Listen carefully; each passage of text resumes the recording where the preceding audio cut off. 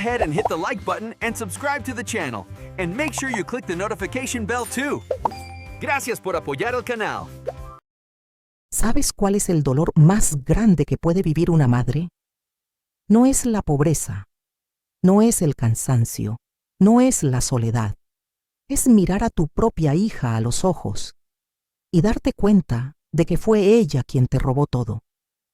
Yo trabajé 40 años limpiando casas ajenas, creyendo que el sacrificio siempre vuelve convertido en amor.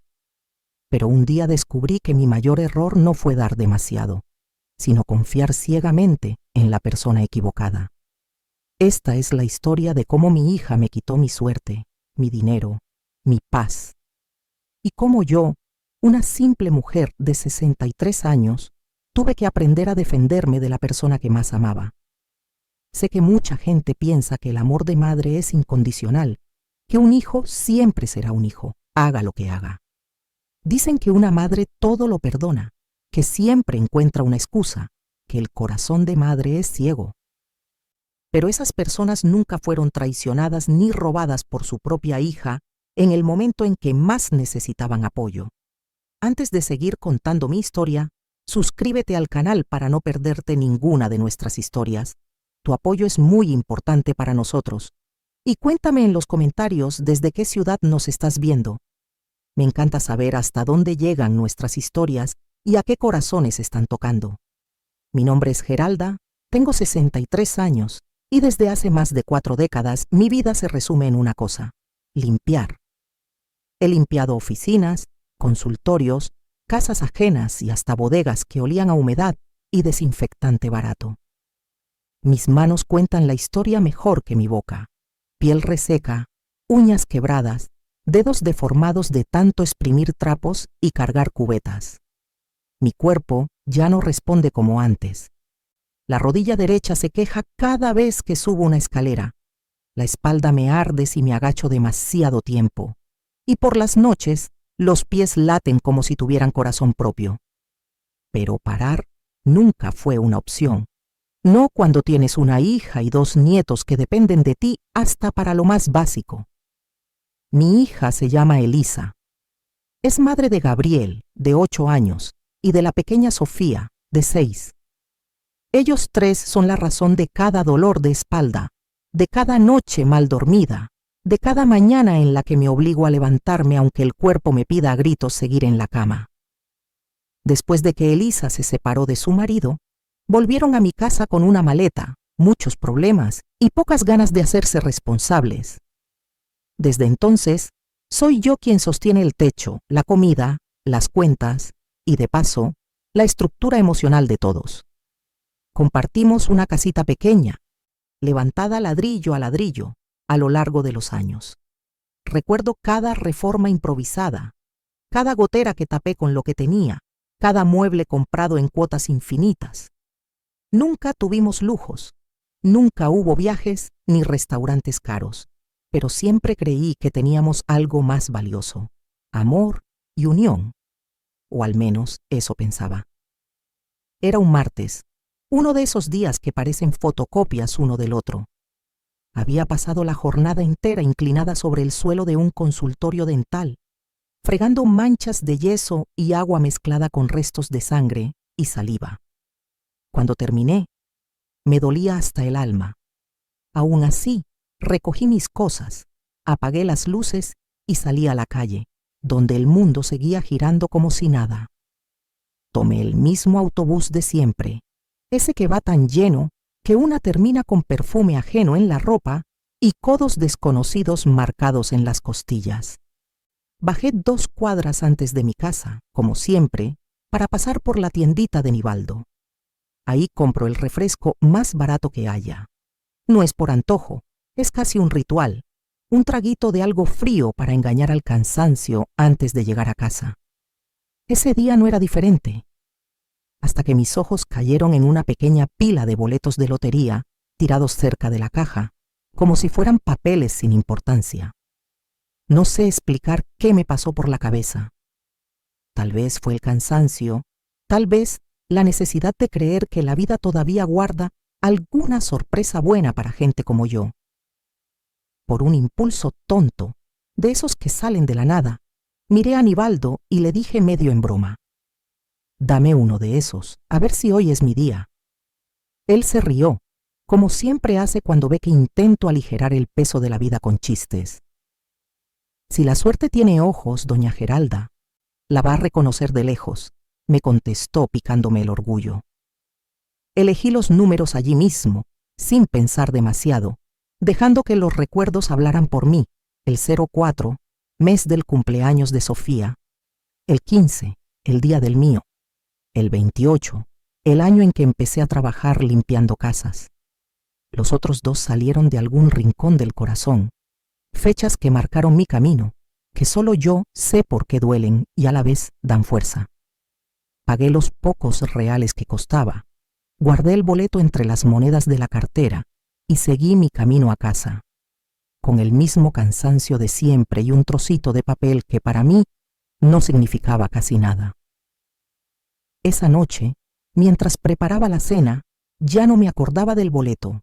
Pelé papas, lavé arroz, aliñé el pollo barato que había comprado en oferta. Encendí la televisión solo para hacer compañía al silencio. Elisa estaba en el cuarto, con el celular en la mano, y los niños peleaban por un juguete roto. Nada nuevo. En medio de todo, el boleto seguía ahí, escondido entre monedas, olvidado, como si fuera un papel más en la montaña de papeles que llenan mi vida.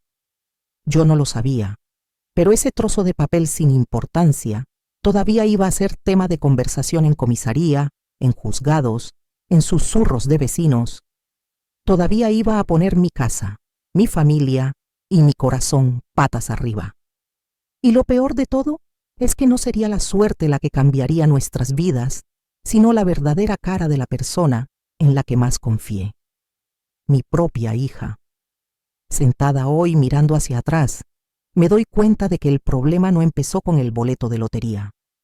La traición de Elisa no nació el día en que se metió mi suerte en el bolsillo. Esa traición se fue construyendo poco a poco, durante años, en cada vez que yo decía sí, cuando debería haber dicho no, en cada vez que la protegí tanto que le impedí aprender a ser responsable. El padre de Elisa desapareció incluso antes de que ella naciera. Se llamaba Roberto. Tenía sonrisa fácil, palabras bonitas y esos planes grandes que se cuentan mirando al horizonte, como si el futuro fuera una película ya escrita. Cuando le conté que estaba embarazada, su sonrisa se desdibujó como un dibujo bajo la lluvia. «No es el momento, Geralda. No tengo trabajo estable, no tengo nada que ofrecerle a un hijo», me dijo, con esa voz que parecía preocupada, pero estaba hecha de excusas. Yo todavía creía en él. Le dije que juntos podríamos, que yo ya trabajaba, que no necesitábamos lujos, solo voluntad. 2 semanas después, desapareció. No hubo carta, no hubo llamada. Nada. Solo deudas atrasadas y un espacio vacío en la otra mitad de la cama. Desde entonces, solo quedábamos Elisa y yo. El embarazo lo pasé limpiando casas hasta donde el médico me lo permitió. Recuerdo que muchas veces me agachaba para limpiar debajo de los muebles y la barriga me estorbaba. Mis clientas me decían: «Siéntese un rato, Geralda, descanse». Yo sonreía, agradecida, pero por dentro pensaba: si me siento, ¿quién paga la leche? ¿Quién compra los pañales? Elisa nació una madrugada de lluvia, en un hospital público abarrotado. Cuando la enfermera me la puso en los brazos, pequeñita, arrugada, con los ojos cerrados, sentí que el mundo entero se acomodaba alrededor de ese pedacito de gente. «Ahora somos 2», le susurré. «Y te lo prometo, mi hija, no vas a pasar lo que yo pasé».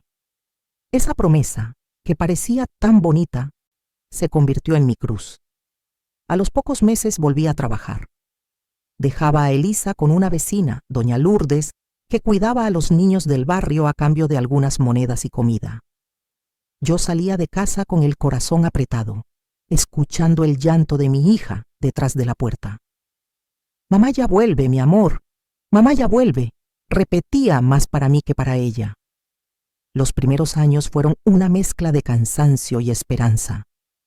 Limpiaba oficinas por la mañana, casas por la tarde y de vez en cuando algún consultorio por la noche.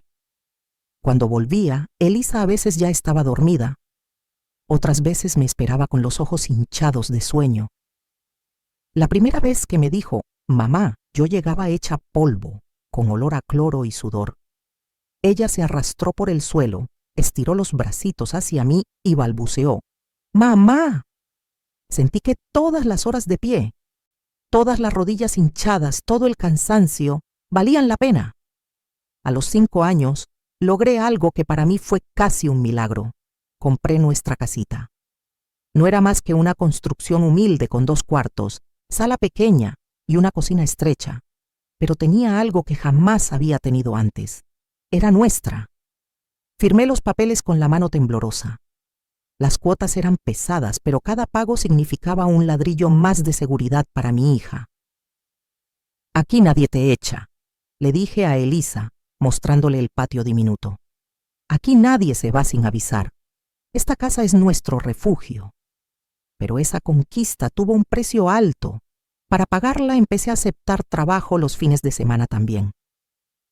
Mientras otras madres llevaban a sus hijos al parque, a mí me tocaba limpiar pisos ajenos. Los sábados y domingos, Elisa se quedaba casi todo el día con la vecina. Nuestros momentos juntas eran cortitos, pero llenos de amor. Un ratito antes de dormir, una historia inventada, un abrazo apretado. ¿Por qué trabajas tanto, mamá?, me preguntó una noche, con los ojos enormes mirándome en la oscuridad. Yo acaricié su pelo y respondí, para que tú tengas una vida más ligera que la mía, para que nunca te falte nada.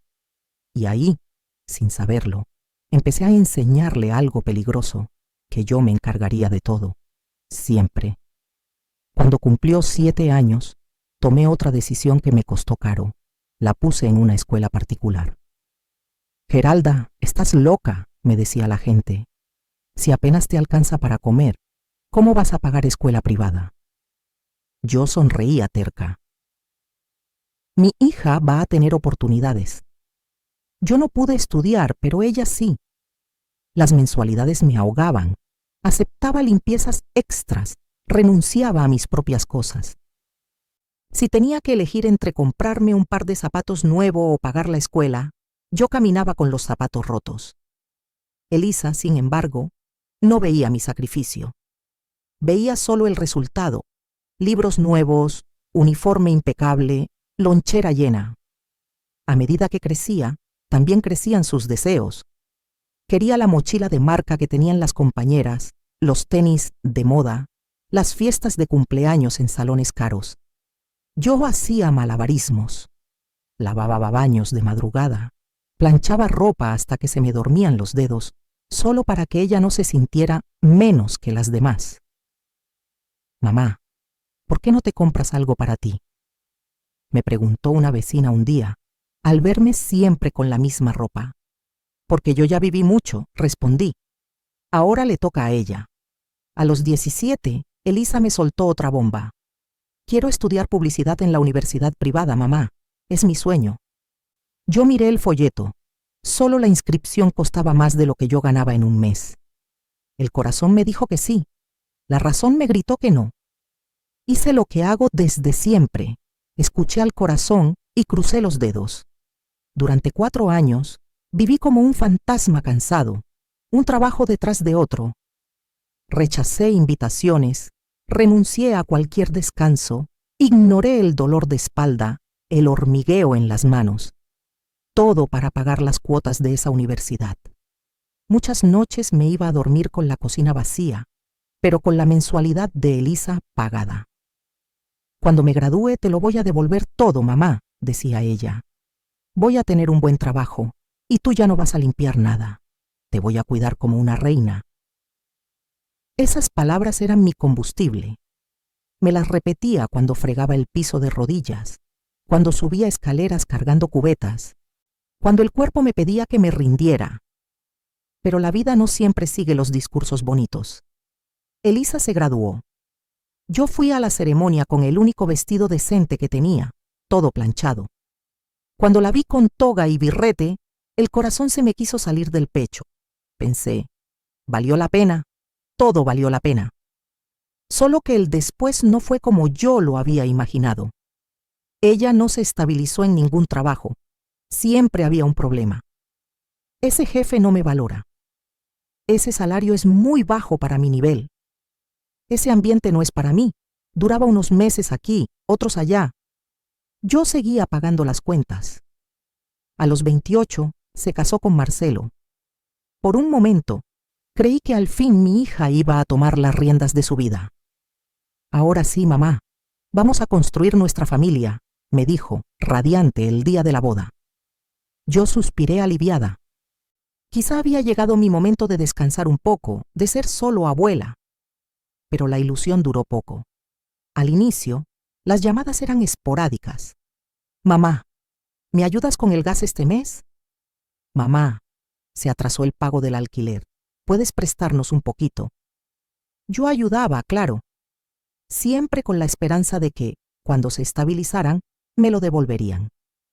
Cuando nació Gabriel, me convertí en niñera, cocinera y apoyo emocional, además de limpiadora profesional. Con la llegada de Sofía, mi papel se duplicó. Mientras Elisa buscaba mejores oportunidades, yo cuidaba de los niños, limpiaba su casa y, por si fuera poco, seguía limpiando la de los demás para mantener la mía. Las peleas entre ella y Marcelo eran constantes, siempre por lo mismo, dinero. Hasta que un día Elisa llegó con los ojos hinchados. Me separé, mamá. No lo aguanté más. ¿Y ahora? Pregunté, aunque ya sabía la respuesta. Ahora vuelvo a casa. Solo por un tiempo, hasta que me organice. Solo por un tiempo. Esas 4 palabras llevan años resonando en las paredes de mi casa. Elisa volvió con los niños, maletas y una montaña de cuentas. Yo abrí la puerta, el corazón y la billetera. Pagué agua, luz, comida, material escolar, ropa, todo. Ella ayudaba cuando podía, con trabajos esporádicos. Pero la que mantenía el barco a flote era yo. Mamá, cuando consiga un buen trabajo, voy a cambiar todo esto, te lo prometo. Solo que el tiempo pasaba y nada cambiaba. Mientras yo contaba monedas para comprar arroz, Elisa hablaba de calidad de vida. No se puede vivir solo contando dinero, mamá. Los niños necesitan experiencias, no solo comida. Experiencias eran para ella hamburguesas caras, ropa de marca, escuela particular, aunque el refrigerador se vaciara a mitad de mes. Yo la miraba y pensaba, yo misma la hice así. Yo misma le enseñé que siempre iba a haber alguien detrás para sostener todo. Y ese alguien siempre era yo. Hasta que un día, por un impulso tonto en una tienda de barrio, compré un boleto de lotería de 5 reales y creí por un instante que la vida iba a compensar tantas renuncias. No sabía aún que ese boleto no sería el premio que nos uniría, sino la chispa que revelaría lo que mi hija realmente era capaz de hacer. El sábado siguiente a la compra del boleto, amaneció como cualquier otro día de mi vida, silencioso, cansado y lleno de rutinas repetidas. Me desperté antes del sol como siempre, porque cuando una mujer carga una casa entera sobre los hombros, el descanso no llega con la noche. Llega cuando el cuerpo se rinde. Encendí la televisión solo para no sentirme sola, no para ver nada en especial. Los dibujos animados sonaban de fondo mientras picaba verduras para el almuerzo. Elisa dormía. Los niños también. La casa entera dependía de mí, incluso para despertar. Fue entonces cuando escuché la voz grave del presentador anunciando el sorteo del melate. No presté atención al principio. Para mí, la lotería siempre había sido algo tan lejano como un sueño ajeno. Pero cuando escuché el primer número, algo dentro de mí hizo un pequeño clic. 03. Solté el cuchillo, solo un segundo. Mis ojos buscaron la pantalla. El segundo número cayó. 15. Sentí un golpe en el pecho como si mi corazón hubiese recordado de pronto lo que era la esperanza. Corrí hacia la sala limpiándome las manos en el delantal improvisado. 23. Ahora ya no respiraba. Era el día de mi cumpleaños, el número exacto. Las manos me temblaban. El cuarto número. 41. Me llevé una mano al corazón. Las piernas me fallaron un poco. Tenía que confirmarlo. Tenía que ver. El último número cayó como un trueno. 52. Por unos segundos mi mente se quedó en blanco. Silencio total. Ni los dibujos, ni los niños, ni la respiración. Solo un zumbido potente dentro de mi pecho. Corrí a la cocina. Abrí mi cartera con torpeza, una torpeza que nunca había tenido porque siempre cuidé mis cosas con obsesiva disciplina, y saqué el boleto doblado. Lo miré. Una vez, 2 veces, 3. Eran esos. Todos los números. No había error posible. Me quedé allí, de pie, con el boleto entre los dedos como si se fuera a desintegrar si respiraba demasiado fuerte. Sentí un calor subir desde mis pies hasta la cabeza, una mezcla de incredulidad, alivio y miedo. 2 millones de reales. 2 millones. Después de 40 años limpiando casas, de contar monedas para comprar leche, de rechazar tratamientos médicos, de trabajar enferma porque no podía darme el lujo de descansar, la vida, por fin, me estaba mirando. Elisa, susurré, pero la voz no me salió. Tragué saliva y lo intenté de nuevo. Elisa, baja. Corre, hija mía. Escuché el sonido apresurado de sus pasos bajando las escaleras. ¿Qué pasó, mamá? ¿Estás bien? Preguntó con los ojos muy abiertos. Detrás de ella asomaron Gabriel y Sofía, despeinados y curiosos. Extendí el boleto con manos que parecían no pertenecerme. Creo que pasó algo increíble. Mira este boleto. Elisa lo tomó con cuidado, como si fuera una reliquia frágil. Se giró hacia la televisión aún encendida. Comparó número por número. Uno, otro, hasta que levantó la mirada hacia mí, con los ojos completamente dilatados. ¡Mamá! ¡Ganamos! ¡Ganamos de verdad!, gritó lanzándose a mis brazos. Nos abrazamos fuerte, casi desesperadas, llorando sin control. Gabriel saltaba alrededor gritando: ¡La abuela es millonaria!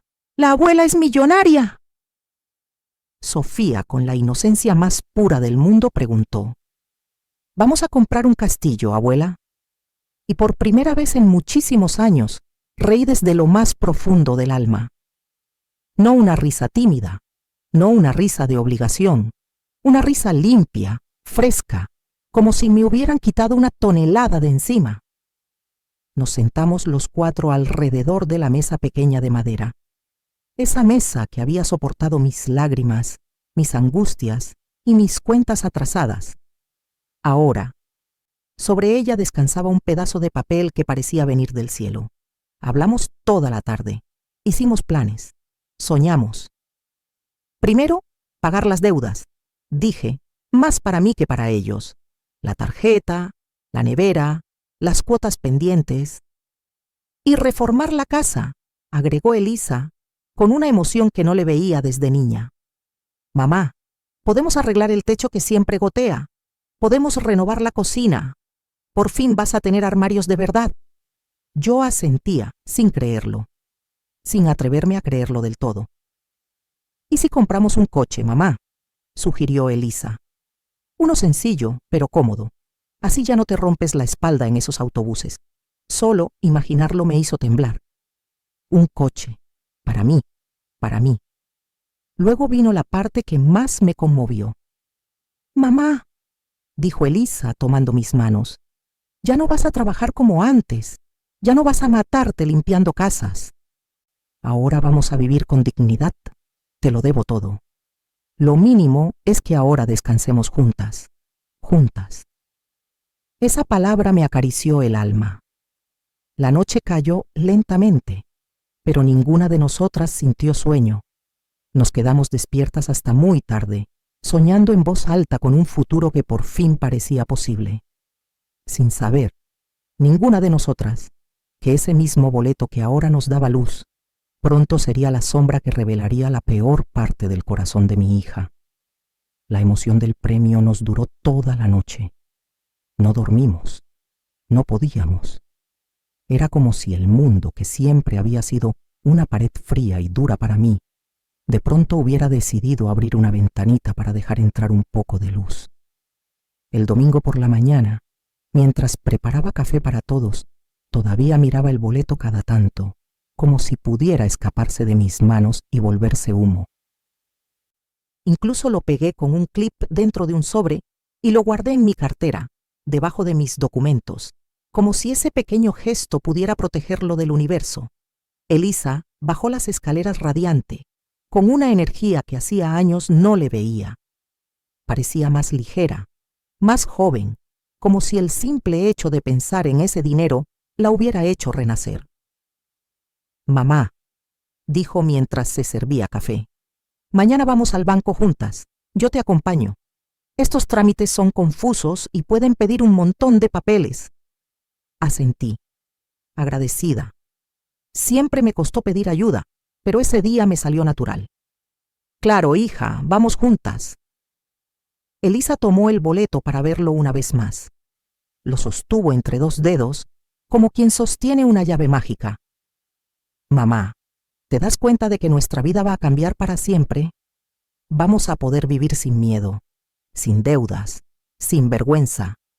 Sus ojos brillaban, y yo, inocente, interpreté ese brillo como gratitud. No sabía que era ambición. Pasamos la tarde haciendo planes realistas. Yo quería arreglar la casa, comprar una cocina decente, quizás poner azulejos nuevos en el baño que llevaba más de 20 años con manchas imposibles de sacar. «Y también podríamos cambiar tus lentes, mamá», dijo Elisa. «Hace años que usas los mismos. Te mereces algo mejor». Me reí con timidez. Siempre puse a todos por delante. Nunca pensé en mí. «Con lo que sobre», siguió ella, «podemos abrir un pequeño negocio, ¿te acuerdas? Una tienda de regalos, algo bonito. Podría administrarla yo mientras tú te encargas de las cosas más simples». La idea me llenó el pecho de alegría. Una tienda. Un trabajo que no me dejara el cuerpo destruido. Un sueño que parecía demasiado grande para mí, pero que ahora cabía en la palma de mi mano. La noche avanzaba, pero yo no temía al lunes. Por primera vez, un lunes significaba esperanza y no cansancio. Antes de dormir, revisé el boleto por última vez. Lo puse en el sobre, lo cerré bien y lo guardé exactamente en el compartimento interior de mi bolso, el que siempre llevaba conmigo al trabajo. Miré al techo de mi habitación, esa habitación donde tantas veces lloré sola, donde tantas veces rogué en silencio por un pequeño respiro. Y por primera vez en años, me dormí con una sonrisa. Pero mi cuerpo, viejo y cansado, no sabía lo que mi intuición sí percibía. Había algo en el aire, algo mínimo, casi imperceptible. Una vibración, una sombra, una inquietud ligera. Algo que hacía que mi alma apretara los dientes sin saber por qué. Yo no sabía todavía que ese sobre, ese papel que cambió mi vida, iba a despertar algo oscuro en el corazón de mi hija, algo que no estaba preparado para ver. El lunes amaneció distinto, no sé explicarlo. Había algo en el aire, un cosquilleo extraño. Me desperté antes del reloj, con el corazón ligero, casi emocionado, como una niña en vísperas de un viaje escolar. Me vestí con mi mejor ropa, que aún así era muy sencilla. Preparé café y salí a trabajar como todos los días. No quise faltar, ni siquiera ese día tan importante. Las responsabilidades siempre me pesaron más que los sueños, pero mientras limpiaba el consultorio donde trabajaba, mi mente no estaba allí. Cada movimiento que hacía, cada suelo que pasaba, cada mesa que limpiaba, todo me parecía más fácil, más liviano, porque mi vida estaba a punto de cambiar. A las 5 de la tarde, cuando terminé, me despedí de doña Marlene, mi patrona. Doña Geralda, corra al banco temprano mañana, me dijo sonriendo. Usted merece esa alegría. Volví a casa con el corazón vibrando. Abrí mi bolso apenas entré, con la impaciencia de quien quiere confirmar un milagro. Busqué el sobre, primero en el bolsillo interno. Nada. Luego en el compartimiento delantero. Nada. Luego en todos los cierres, uno por uno, con manos que ya empezaban a temblar. Nada. Un vacío helado me recorrió desde la cabeza hasta los pies. No, no puede ser, susurré. Vacía todo el bolso en la mesa, monedas, recibos, una libreta vieja, mis lentes de repuesto. Pero el sobre no estaba. Mi respiración comenzó a acelerarse, mis manos sudaban. Sentí como si el suelo se hundiera debajo de mis pies. Fui corriendo a mi cuarto. Busqué entre los cajones, entre las ropas dobladas, en los bolsillos de mis chaquetas. Me arrodillé en el suelo, revisé debajo de la cama, debajo del colchón, incluso dentro de mis zapatos. Nada. El desespero me apretó el pecho. Sentía náuseas. «Elisa», grité con la voz quebrada. «Hija, baja un momento». Ella apareció desde la sala, con los niños detrás, curiosos. «¿Qué pasa, mamá? Estás pálida». «El boleto, hija, el boleto no está. Estoy segura de que lo guardé en mi cartera, pero desapareció». Elisa frunció el ceño. «Ay, mamá, ¿estás segura de que lo guardaste allí? Estabas muy emocionada ayer. Tal vez lo pusiste en otro lado». «No, hija, lo guardé aquí.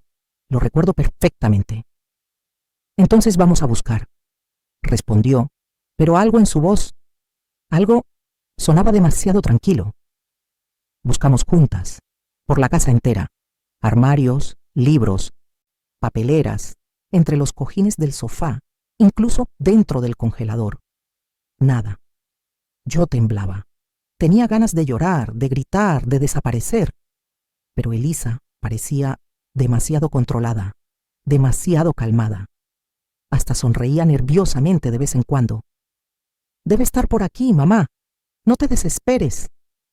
Pero yo sentía otra cosa dentro de mí, una punzada, una intuición vieja, ancestral, de esas que solo las madres conocen. Algo en mi corazón me decía que eso no era un simple extravío, que ese boleto no se había perdido, que alguien lo había tomado. Y aunque en ese momento no quise pensarlo, porque me dolía solo imaginarlo, una voz interna insistía: «Fue Elisa». Pasé esa noche sin dormir, sentada en la mesa de la cocina, mirando mi bolso vacío y apretando los dientes para no llorar delante de los niños.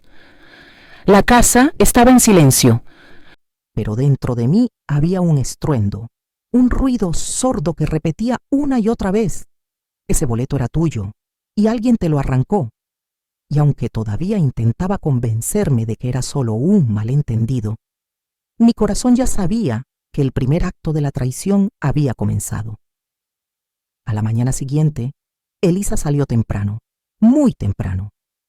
Tan temprano que ni siquiera tomó café conmigo como siempre hacía. Escuché el ruido de la puerta hacia las 7 de la mañana y cuando salí, ya había desaparecido. «Tengo unas cosas que resolver en el centro», me gritó desde la calle. «Vuelvo por la tarde». Unas cosas. Así, sin más. Me quedé mirando la puerta cerrada con esa sensación amarga de cuando algo no encaja. Sentí el mismo vacío que había sentido la noche anterior cuando abrí mi cartera y encontré el sobre vacío.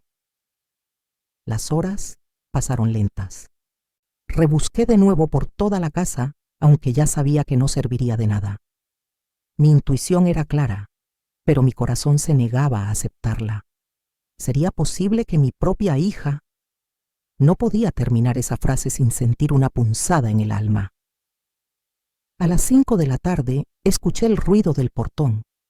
Elisa estaba regresando. Me limpié las lágrimas rápidamente y fingí estar ocupada en la cocina. Pero cuando la vi entrar, supe inmediatamente que algo no estaba bien. Venía maquillada, perfumada, con el cabello arreglado como si hubiera salido de un salón caro.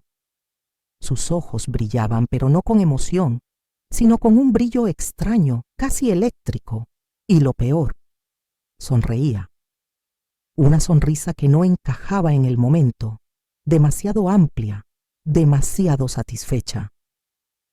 Mamá, dijo entrando con paso ligero, no te imaginas lo que me pasó hoy. Intenté mantener la voz firme. ¿Encontraste el boleto? Ella se detuvo un segundo, apenas un suspiro, pero yo lo noté. Después sonrió aún más. Sí, lo encontré esta mañana en tu chaqueta. Estaba todo arrugado, mamá, casi roto. Mi estómago se hundió. ¿En mi chaqueta?, pregunté. Revisé 3 veces. Ay, mamá, tú siempre estás tan distraída, dijo con la risa que usaba cuando quería evitar un conflicto. Se sentó frente a mí, cruzó las piernas y puso las manos sobre la mesa como si estuviera a punto de darme la mejor noticia del mundo. Mamá, escúchame. Fui al banco, hoy mismo. Lo validaron. Cobré el premio. Por un instante no entendí. Era como si mis oídos se hubieran tapado. Fuiste... Tú lo cobraste, sin mí. Ella sonrió como si la pregunta fuera una tontería. Mamá, el boleto estaba muy dañado. Me dijeron que si no lo llevaba hoy mismo podríamos perderlo. Tú estabas dormida. No quise arriesgarnos. ¿Qué importancia tiene quién fue? El dinero ya está aquí. Sentí que el corazón me latía en las sienes. ¿Y en qué cuenta lo depositaron, Elisa? Ella no dudó, ni un segundo. En la mía, mamá. Obvio, ya estaba allá. Era más fácil. Mi cuerpo entero se puso frío.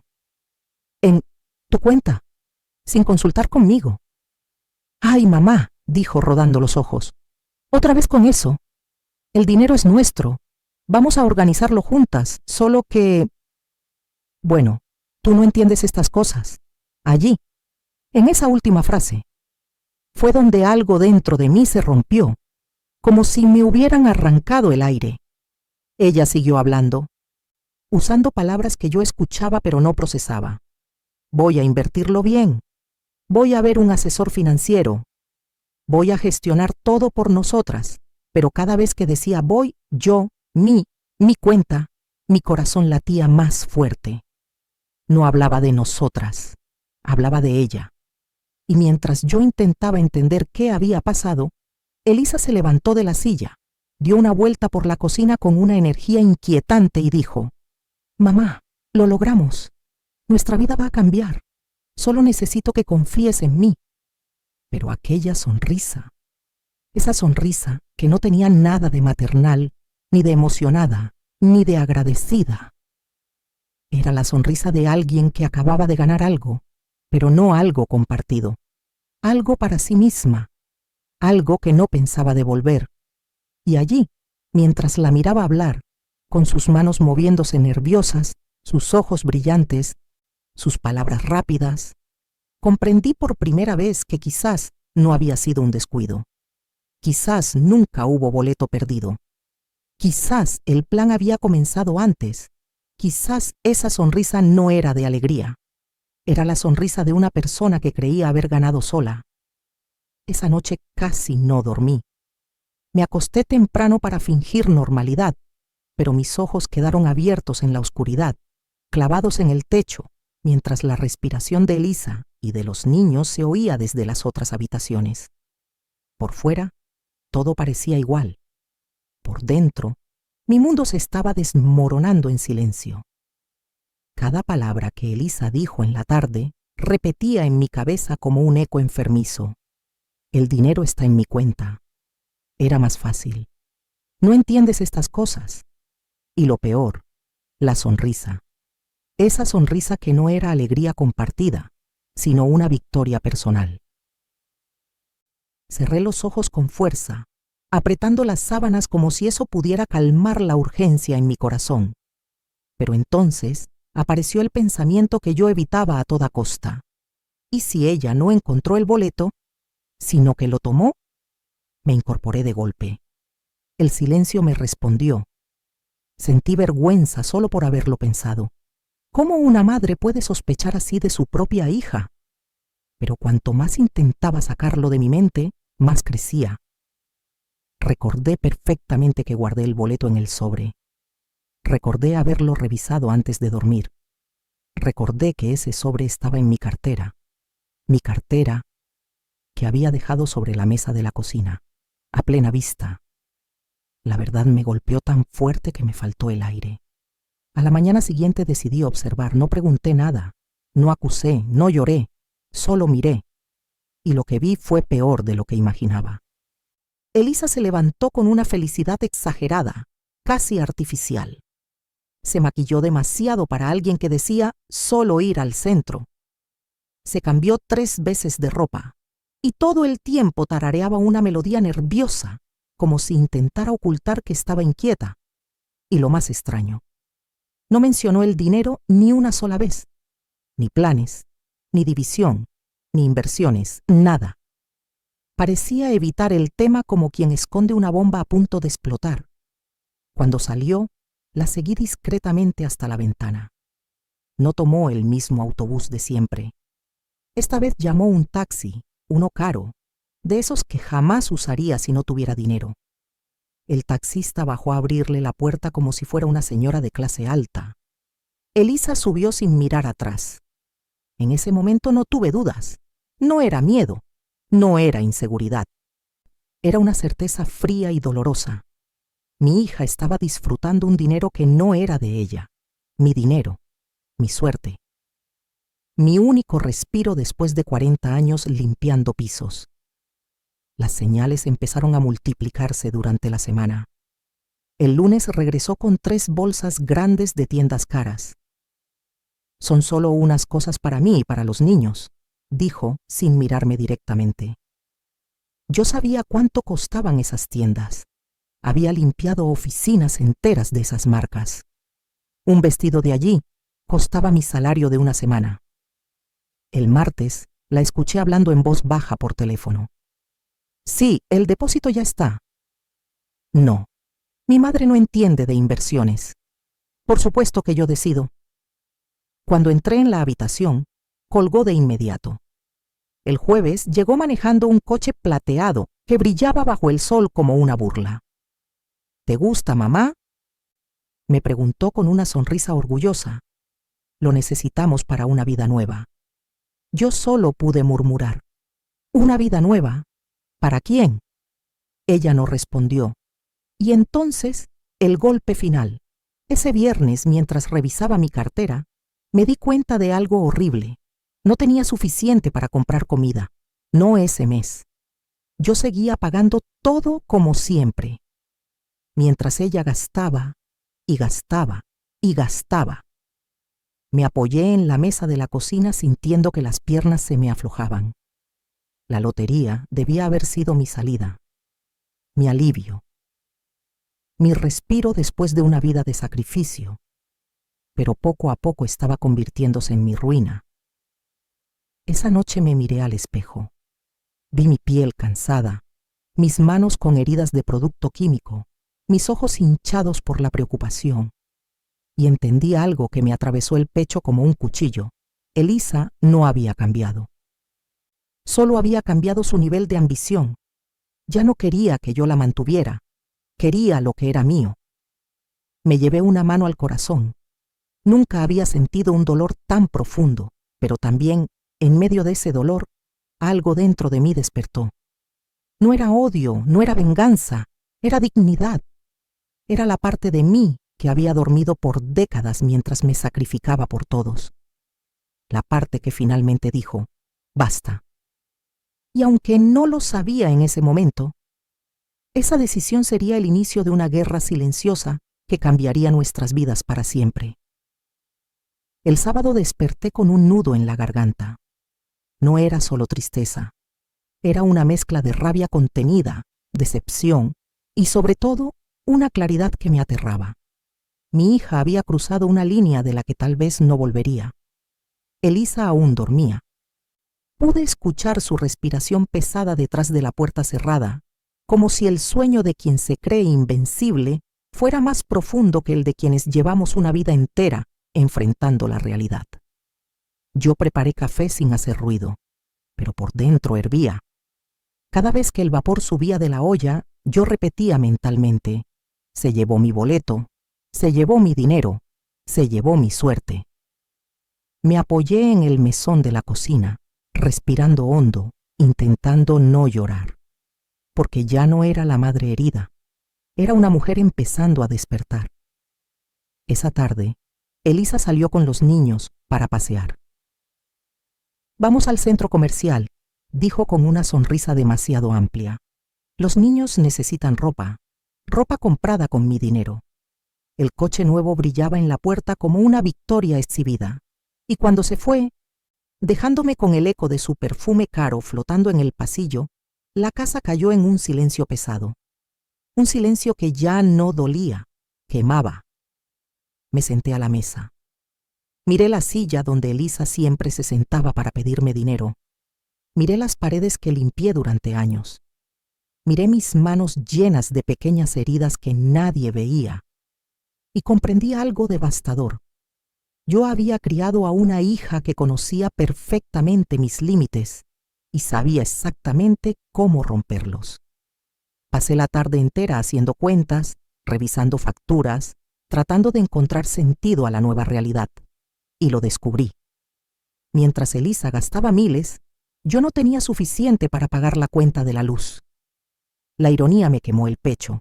La lotería debía haber sido mi descanso, pero ahora me tenía más cansada, más endeudada y más sola que nunca. Sentí cómo el orgullo que había construido a lo largo de 40 años se desmoronaba como arena entre los dedos. Cuando Elisa regresó, lo supe de inmediato. Había cruzado un nuevo límite. Entró con bolsas de ropa, zapatos nuevos para los niños, maquillaje caro. Todo comprado con mi dinero. Pero lo peor no fueron las bolsas. Fue su actitud. «Mamá, ¿puedes ayudarme a bajar cosas del coche?», preguntó como si fuera lo más normal del mundo. Cuando salí, vi el maletero lleno de compras y ella, sonriendo, me dijo: «Tenemos que aprovechar ahora que tenemos posibilidades. Tenemos». Esa palabra me provocó una náusea física, porque yo no tenía nada. Ni un real, ni un centavo, nada. Ella tenía todo.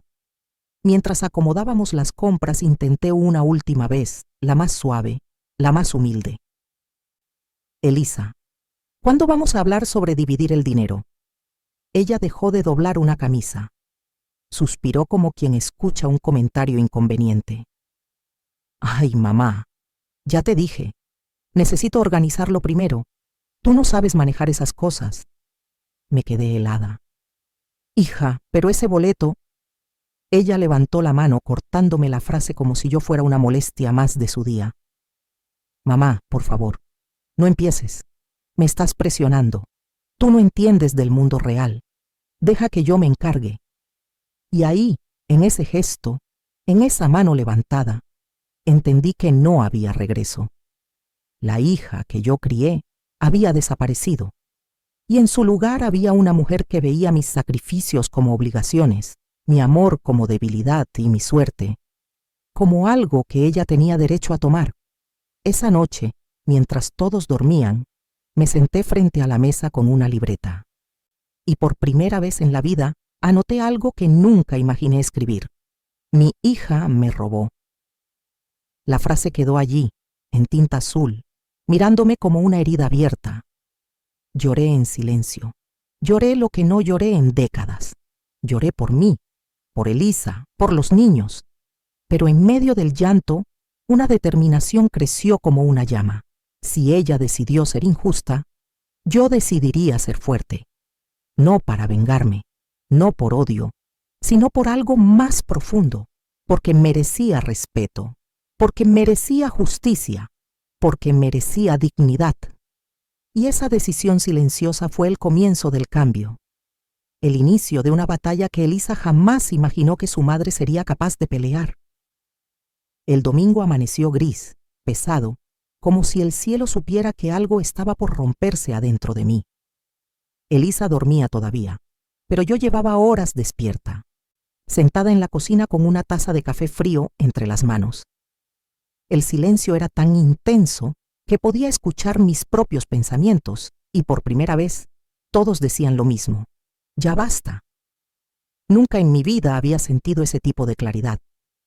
Era como si una parte de mí, la parte que había aguantado humillaciones, sacrificios, silencios y deudas durante décadas, finalmente hubiera despertado de un sueño largo y doloroso. Y ese despertar tenía un nombre: dignidad. Ese mismo día, sin decir nada a nadie, sin dejar que la culpa me frenara, agarré mi bolso y salí de casa. Mis piernas temblaban mientras caminaba hasta la tienda de Nivaldo, donde había comprado el boleto. Al entrar, él me sonrió con esa amabilidad que siempre tuvo conmigo. «Doña Geralda, ¿cómo está?» Yo respiré hondo. «Necesito hablar contigo, Nivaldo, y es serio». Su sonrisa se desvaneció. Me ofreció una silla detrás del mostrador. «¿Qué ocurrió?» «Necesito saber si puedes confirmar que yo compré el boleto ganador aquí, ese martes». Sus ojos se agrandaron. «Claro que sí. ¿Cómo no voy a recordarlo? Usted siempre viene los martes, siempre a la misma hora. Yo mismo le entregué el boleto». Mis manos comenzaron a temblar. «¿Tiene cámaras? ¿Hay alguna grabación de ese día?» Nivaldo frunció el ceño. «Sí, aunque mi sistema es viejo, pero puedo intentar».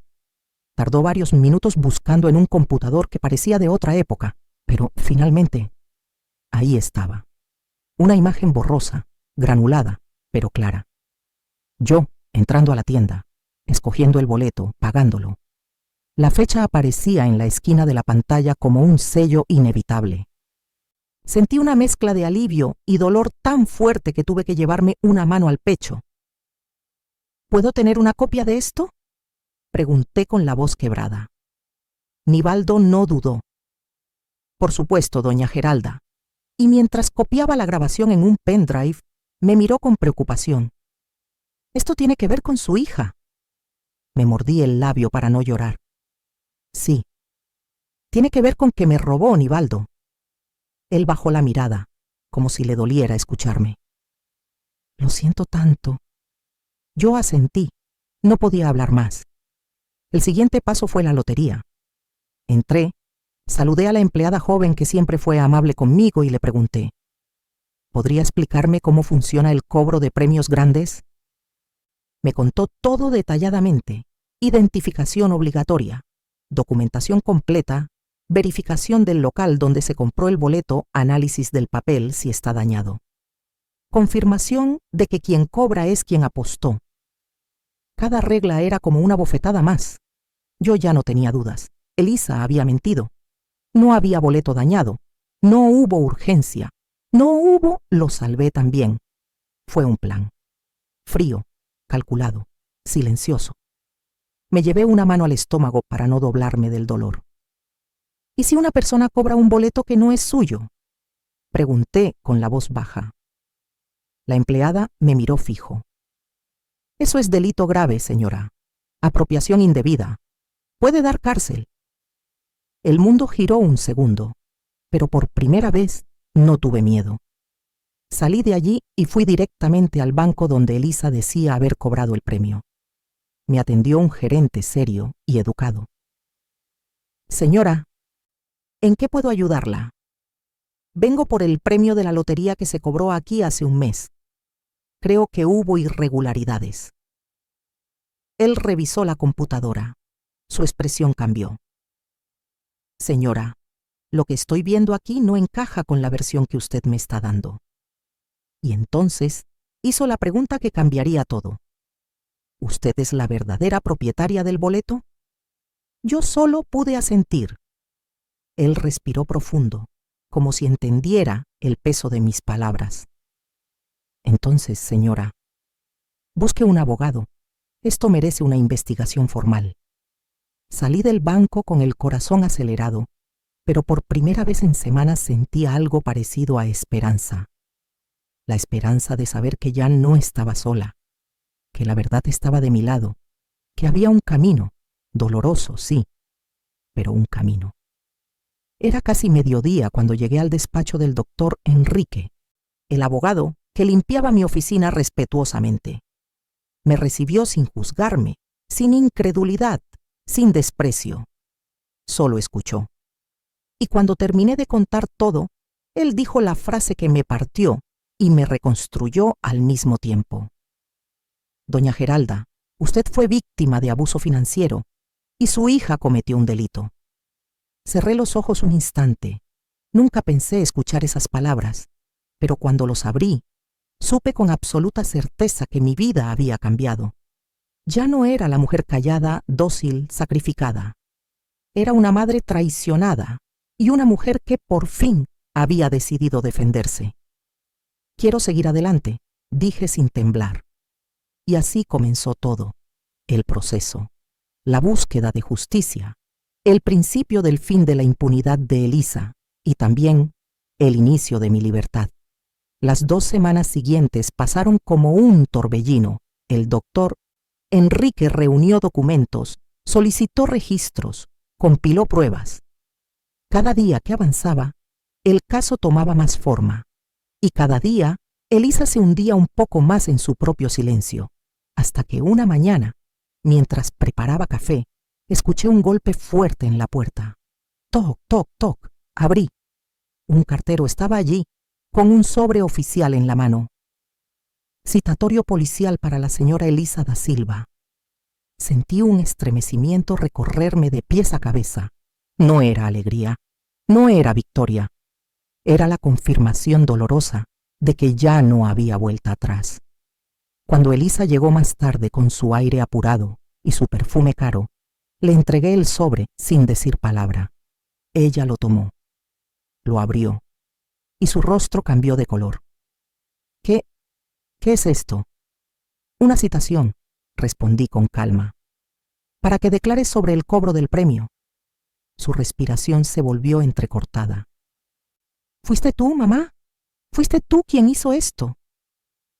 La miré a los ojos, por primera vez sin miedo, por primera vez sin culpa. Fui yo, y también fue tu silencio y tus actos. Se le humedecieron los ojos, pero no por arrepentimiento. Era puro pánico. ¿Quieres meterme en la cárcel? ¿A tu propia hija? Yo no quiero meter a nadie en ningún lugar, respondí. Quiero la verdad, y quiero lo que es mío. Ella soltó una carcajada nerviosa, como si yo fuera una chiflada. Mamá, esto es ridículo. Es dinero, solo dinero. ¿Por qué haces este escándalo? Y ahí, algo dentro de mí explotó. Porque lo gané yo, le grité por primera vez en mi vida. Porque tú te lo llevaste mientras yo seguía pagando las cuentas. Ella retrocedió un paso, sorprendida. Yo nunca le había alzado la voz. Mamá, estás exagerando. ¿Exagerando? Cuando tú vives en un apartamento caro, manejando un coche nuevo, comprando ropa de lujo, con el dinero que yo trabajé 40 años para merecer, y mientras yo estoy contando monedas para pagar la luz, ella apretó los labios. Ya te dije, todo está invertido. Está gastado, Elisa, gastado. No me hables como si fuera tonta, no después de todo lo que hice por ti. Elisa me miró con rabia contenida. ¿Y ahora qué quieres? ¿Que te dé todo el dinero? ¿Que me quede en la calle con 2 niños? Quiero justicia, respondí sin temblar. Quiero lo que me corresponde. Nada más, nada menos. Ella rompió a llorar. Un llanto desesperado, ahogado, casi histérico. Mamá, por favor, retira la denuncia. No hagas esto. Mamá, por favor. No podía mirarla sin que el corazón me doliera, pero también sabía algo. El amor no borra los límites, y yo había permitido demasiados abusos durante demasiados años. Respiré hondo. Elisa, te di mi vida entera, te di todo lo que tuve, pero esto fue un robo, y tú lo sabes. Ella se secó las lágrimas con rabia. ¿Y si no retiro la denuncia? Escupió. ¿Qué vas a hacer? La miré con una serenidad que incluso me sorprendió. Seguir adelante, hasta el final. Elisa abrió la boca como para responder, pero no salió ninguna palabra, solo un sollozo. Luego tomó su bolso y se fue, cerrando la puerta con un portazo que retumbó en toda la casa. Cuando el eco se apagó, mis piernas finalmente cedieron. Me dejé caer en la silla, temblando. No había ganado nada. No me sentía victoriosa. No me sentía fuerte, me sentía una madre rota, pero por primera vez, una madre que se estaba defendiendo. Esa noche, sola en la cocina, entendí algo profundo y doloroso. No estaba luchando contra mi hija, estaba luchando por la mujer que siempre fui y que Elisa jamás quiso ver. Y por primera vez, desde que todo empezó, me sentí en paz con mi decisión, aunque doliera, aunque costara, aunque me partiera el corazón. Había elegido la verdad, y la verdad, finalmente, estaba empezando a salir a la luz.